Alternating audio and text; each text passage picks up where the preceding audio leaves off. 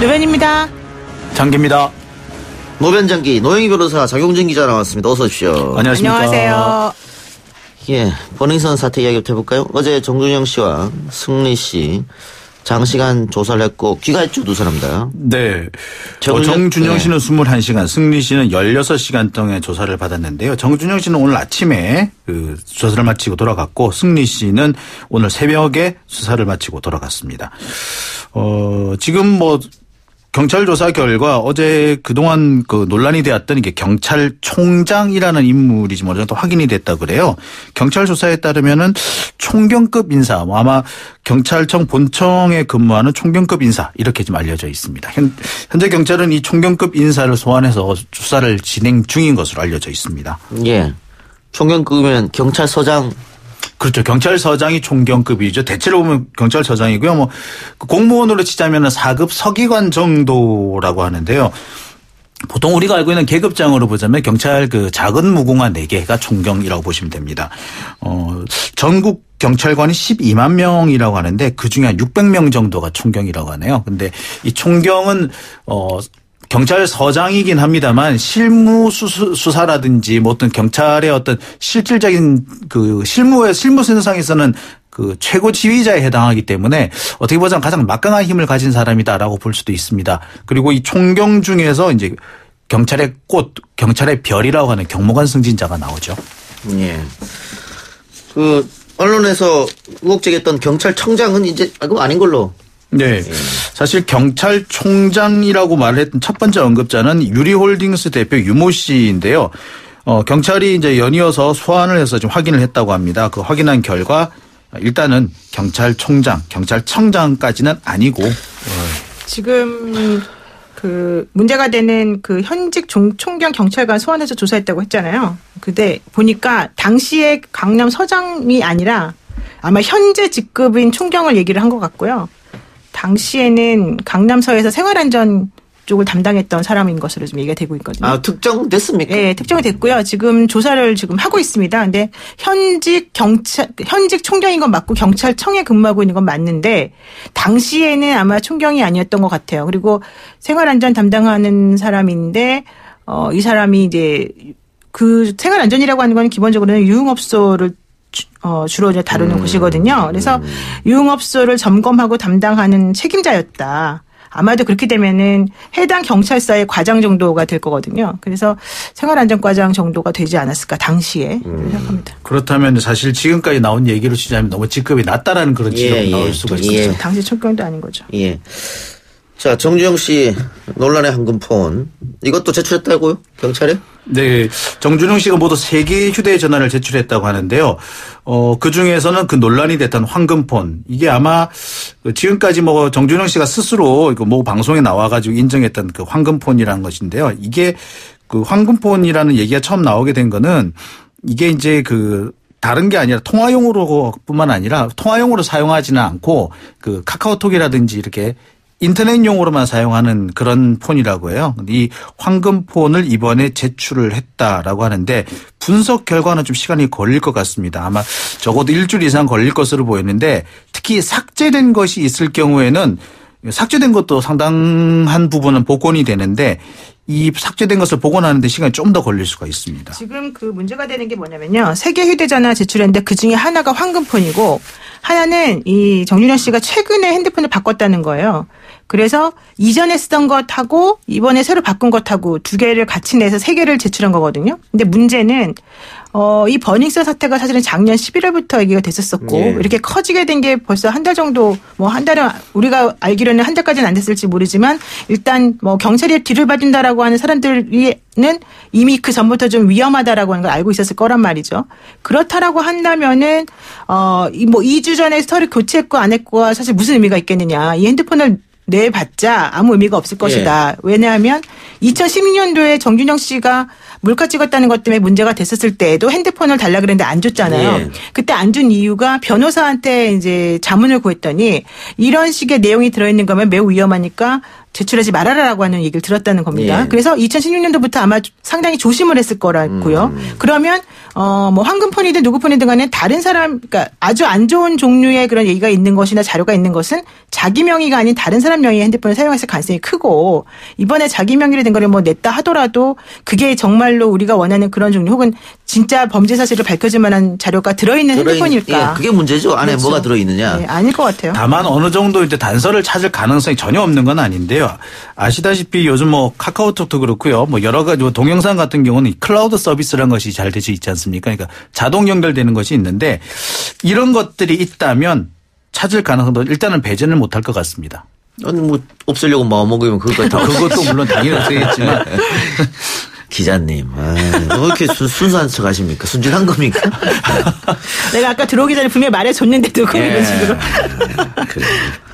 그런데 이게 중요한 게 검찰이 직접 수사를 하느냐, 경찰이 계속 수사를 하느냐.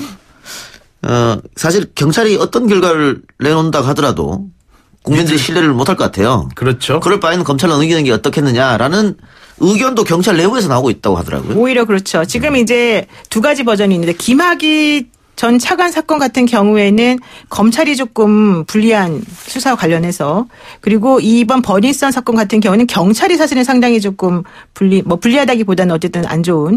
그래서 지금 양쪽에서 하나씩 키를 가지고 있다 이런 얘기 많이 나오는데요. 그래서 내부적으로 경찰에서도 이거 그냥 우리가 어차피 건드려봤자 의미도 없고 괜히 욕만 먹는데 하지 말고 그냥 넘겨라 뭐 이런 얘기 나온다고 하는데, 그렇다라고 해도 지금 만약에 연루된 게 사실이고 유착 의혹이 사실로 드러난다고 한다면 경찰 입장에서는 어쨌든 어떤 선에서는 좀 막고 싶어 할 가능성이 좀 있거든요. 그래서 지금 함부로 말하기는 곤란한 단계다 이런 것 같습니다. 자, 그런데 지금 노승일 전 K스포츠재단 부장의 이름이 버닝썬 사태가 갑자기 함께 등장했습니다. 노승일 부장 이름이 왜 나왔죠? 네.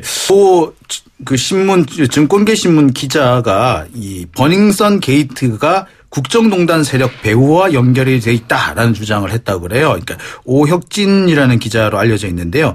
자신의 SNS를 통해서 지금 자신이 이 버닝썬에 대해서 취재 중인데 이 승리가 아니라 재벌과 정치권 쪽을 취재를 하고 있다. 간략하게 말을 해주자면은 이번 사건의 정점에는 국정농단 세력들의 흔적이 많다라고 주장을 했습니다.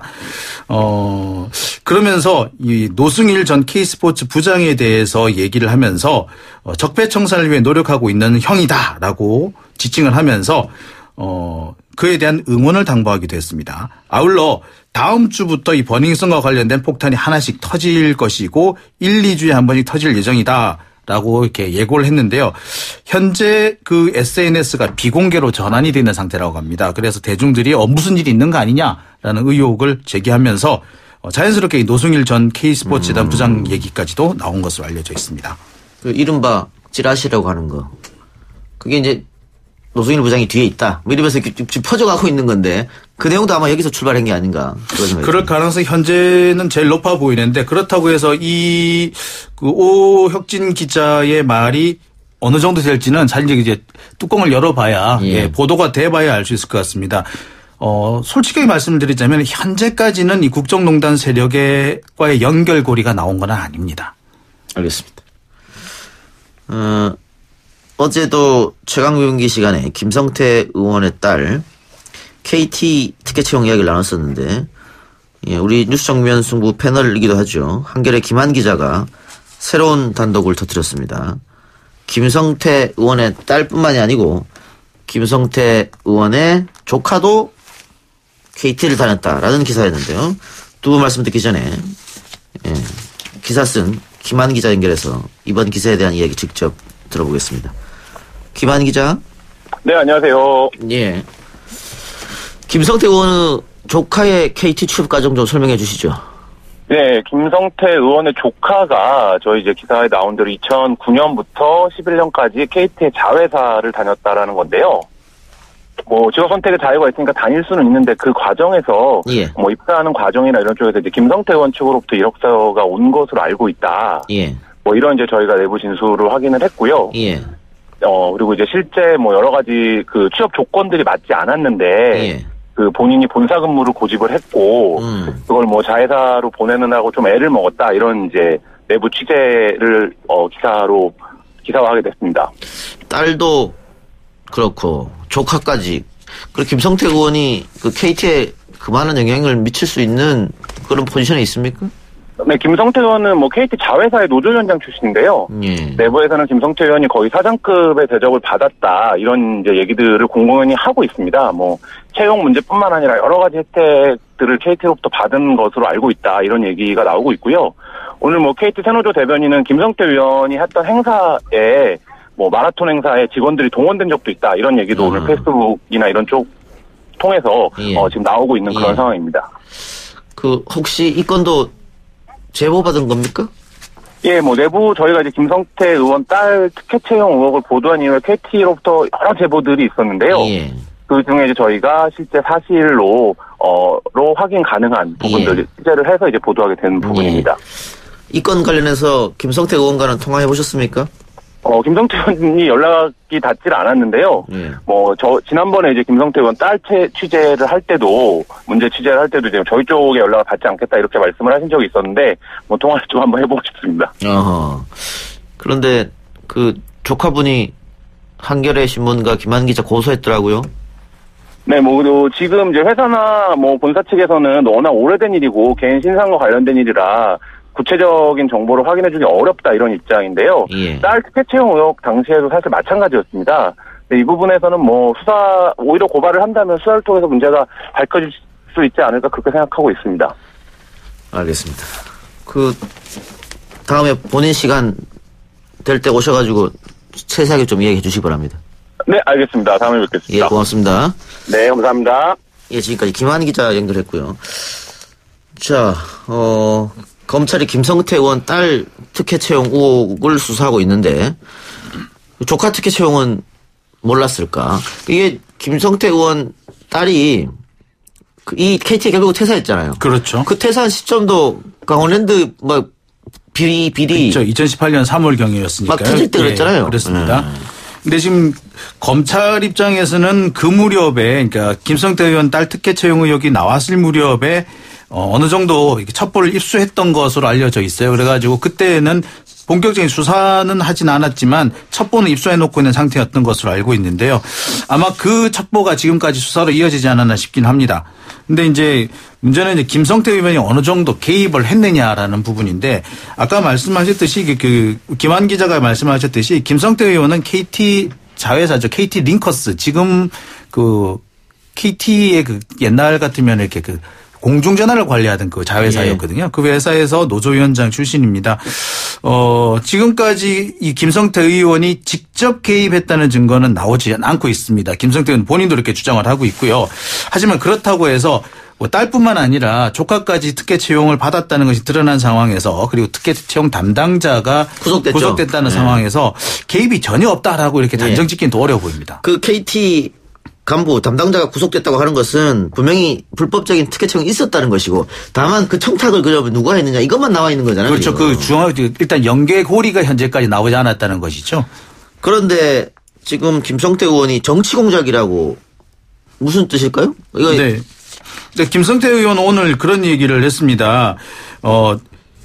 그거는 올해 만약에 정규직 채용 과정에서 부정이나 불공정한 행위가 있었다면 명명백백하게 밝혀져야 할 것이라고 하면서 KT 내부에서 어떤 부당한 업무처럼 있었는지 모르겠지만 그것은 자신과는 관련이 없으니까 여론몰이식 수사를 유도하는 넘겨짚기식 언론 행태는 자제해 주기 바란다. 라고 얘기를 하면서 세간의 뜬 소문을 기반으로 해가지고 제1야당 전임 원내대표를 겨냥해서 정치 공작을 벌이고 있다라고 주장했습니다. 그러니까 자기 자신이 아직까지 연루가 됐다라는 증거가 없으니까 내 얘기를 꺼내는 것은 정치 공작이다.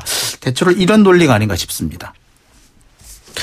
논리가 안 맞는 것 같아요. 그래서 논리가 잘 정연하신 분은 아닌 걸로 알고 있습니다. 그건 좀 이상한데. 하여튼 그래요.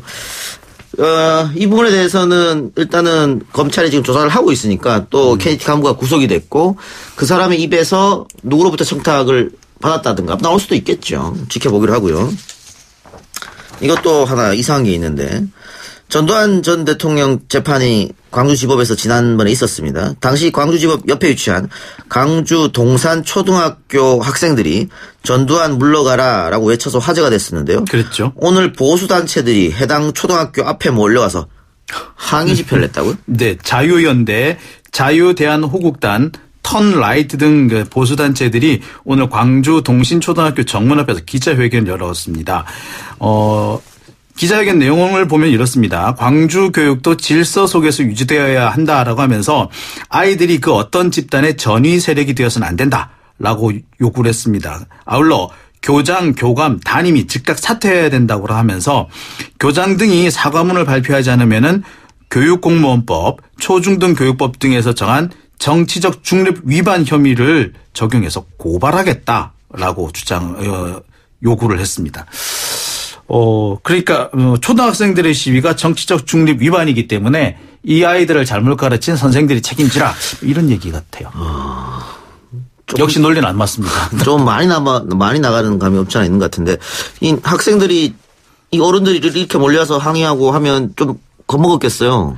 애들이 사실은 좀 놀래죠. 네. 그리고 이 극우단체 이런 식으로 행동하는 거 전 처음 봤습니다. 아무리 그동안에 여러 번 시위가 있었겠지만. 네. 특히 초등학교 학생들이 그랬다라고 해서 그 앞에 우르르 몰려가서 이렇게 애들을 거의 협박하듯이 사실 이런 행위는 우리가 보통 겁박이라고 보통 부르는 행위하고 똑같거든요. 그래서 저는 이런 것이 과연 본인들이 주장하는 바를 사람들에게 설득시키는 데 도움이 될 것인가 좀 의심스럽습니다. 저는 이게 경찰이 왜 이 집회를 그냥 뒀는지 모르겠어요. 이게 일단 기자회견 형식을 빌긴 했지만 명백하게 이게 시위에 해당이 되는데 집시법 제8조 5항 2호에 따르면은 초중고등학교 근처에서는 집회를 할 수 없도록 돼 있어요.